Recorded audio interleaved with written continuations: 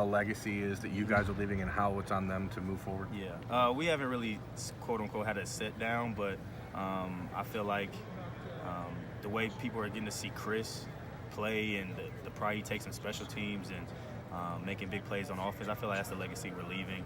You're getting to see a snapshot of him early, and he's going to be here for the next 3 to 4 years making big plays. I can't wait to see Cam come back and see what he's doing, and Jalen Gill, and also what?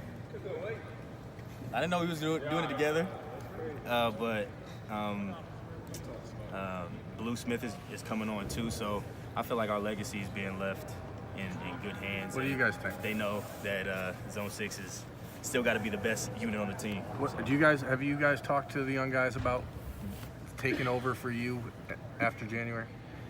Yeah, Olave and I Cam feel like and those guys? we always joke about it with them, so they know what it is, and I think it's good for a guy like Chris to be in and getting that experience right now, so he can kind of shed light on the younger guys as well. Have you seen the light come on a little bit for Jalen and Blue in the last few weeks?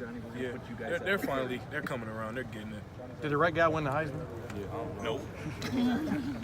Terry, Last question for Terry. Urban said that he met with you in Paris the night before he announced his retirement. Just what was that meeting like? What did he say to you guys? Kind of what was the mood in the room like? To be honest, well, at first I didn't even recognize the number because we may have got a new number on me, but he called me in and he wanted Paris to come by, and I didn't really know what it was about at first, but he sat us down. It was pretty straightforward. He kind of just went through the things of his health being his first number one concern, and when he looks at some of the things that could possibly go on if he continues at this rate, you don't want to go through that, especially when he has grandchildren, children, and a wife to worry about. And he seemed content in his decision. Obviously, it's hard leaving the sport he loves, what he's given his whole life to, but it meant a lot to me to think that he would bring me in there in Paris as well to just run our thoughts through his head and see how we were feeling about it. We won't even be here, but just the type of relationship we have, it means a lot to me. But he's just leaving some things behind, but at the same time, I feel like he's ready for the next step in his life. He really trusts Coach Day. We trust Coach Day, and I can't think of a better guy to take over for him.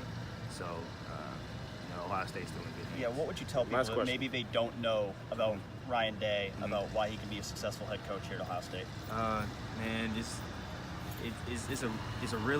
a kind of a tough question, but at the same time, just those first 3 games what we got to see, and even through camp, like we were going through so much in this Woody, but it didn't feel like we were going through a lot because he just kept the train going. He didn't try to take over Coach Meyer's role as just being, obviously he was the head coach, but he didn't try to replace Coach Meyer. He was just being himself, really personable, but at the same time, guys had respect for him because our practice were crisp, they were fast, they were up-tempo, and we got off the field. Guys were really feeling fresh during the time during camp where you could be feeling sore a lot. So the fact that he was looking out for us from that standpoint, making sure we were going to be ready for that first game, was really exciting. And just the way he's changed our offense has been monumental. All the things that me and him discussed, me coming back, has happened. So he's a man of his word. I feel like he's going to do a really good job recruiting just the person he is, and I'm excited to see what he does. Thank you, Terry.